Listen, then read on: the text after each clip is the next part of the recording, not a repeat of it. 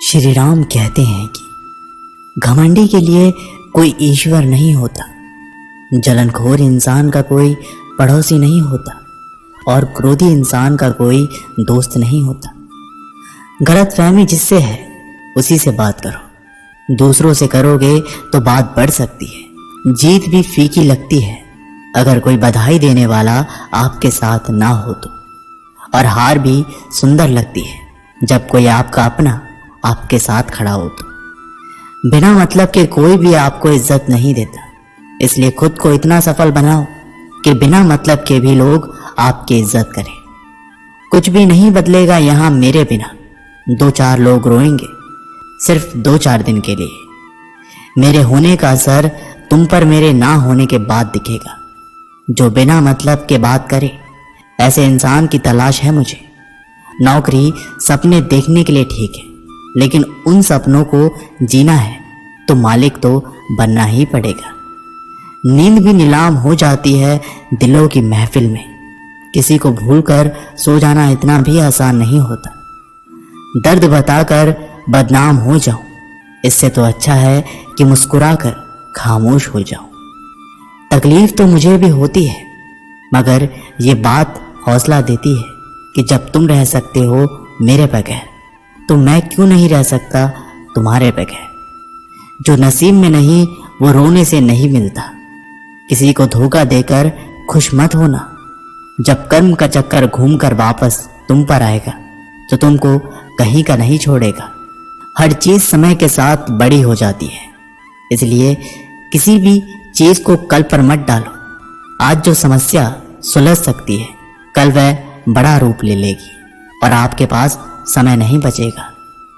समय इंसान को सफल नहीं बनाता, समय का सही इस्तेमाल इंसान को सफल बनाता है। तेरे हर गम को अपना गम समझकर रोएगा कौन। बस इतना याद रख, जब परमात्मा तेरे साथ है तो किसी की जरूरत नहीं होती। जो अहंकार में डूबे रहते हैं वो अपनी कीमती रिश्तों को भी खो देते हैं। अगर तुम नहीं चाहते तो कोई बात ठीक नहीं हो सकती, और अगर तुम चाहते हो तो कोई बात गलत नहीं हो सकती। इसलिए अपनी सोच को हमेशा सकारात्मक रखें। जितनी ऊंचाई चाहो उतनी गहराई में उतरो, क्योंकि आसमान तभी छू सकते हो जब आप धरती से जुड़ते हो। जीवन में सफलता का रहस्य है कि आप वह करें जो आपको खुशी देता है, और जब आप खुशी होकर काम करेंगे तो सफलता निश्चित है। धैर्य और संघर्ष के बिना कोई महानता नहीं हो सकती, क्योंकि अधिकतर आसानी से मिलने वाली चीजें कभी नहीं रहती है। जीवन का सच्चा सौंदर्य अंदर से आता है जब हम खुद को स्वीकार करते हैं, खुश होते हैं और अपनी स्वाभाविकता में रंग भरते हैं। श्री राम कहते हैं कि मन की बात को समझने के लिए शांति की आवश्यकता होती है। एक बार अगर किसी इंसान पर भरोसा उठ जाए तो फिर वो जहर खाए या कसम, कोई फर्क नहीं पड़ता।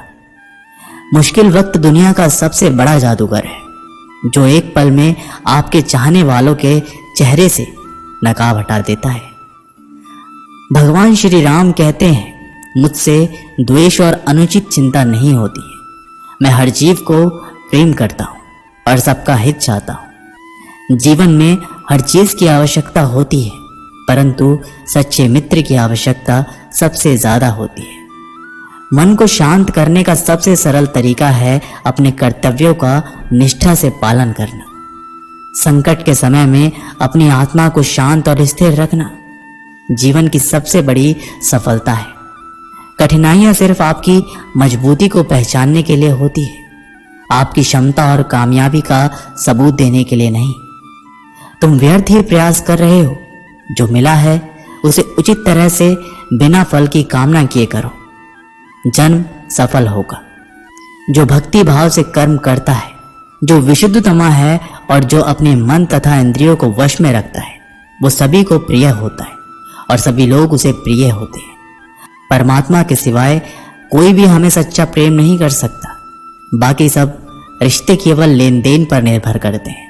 समय के साथ हर इंसान को इस बात का एहसास हो जाता है कि केवल परमात्मा का प्यार ही अंत तक हमारा साथ देता है। फिर चाहे हम उसे प्यार करें या नहीं, हमें अच्छा या बुरा जीवन नहीं दिया जाता है। अभी तो हमें एक जीवन दिया जाता है, इससे अच्छा या बुरा बनाना हमारे ऊपर निर्भर करता है। हर दिन अच्छा हो ये ज़रूरी नहीं, लेकिन हर दिन में कुछ अच्छा ज़रूर होता है। पिता की सफलता पुत्र को ज्ञान देती है और पुत्र की सफलता पिता का गौरव देती है।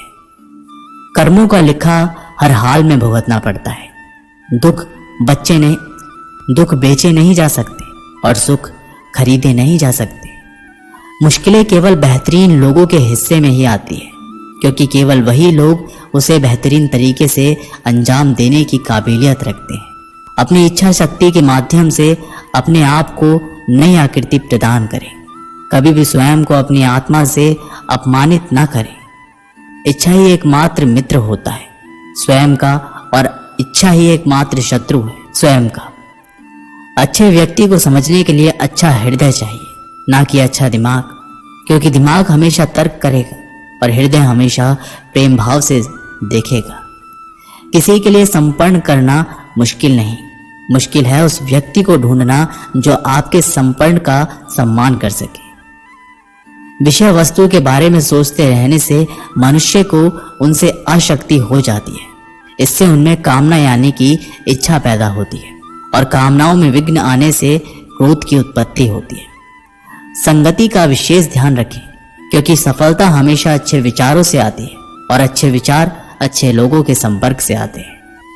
किसी के इतने करीब भी मत जाओ कि उसे तुम्हारी दूरी अच्छी लगने लगे। अगर कोई अकेला है तो इसका मतलब ये हरगिज नहीं है कि उसको कोई पसंद नहीं करता, बल्कि वो अकेला इसलिए है क्योंकि उसने दुनिया की औकात जान ली है।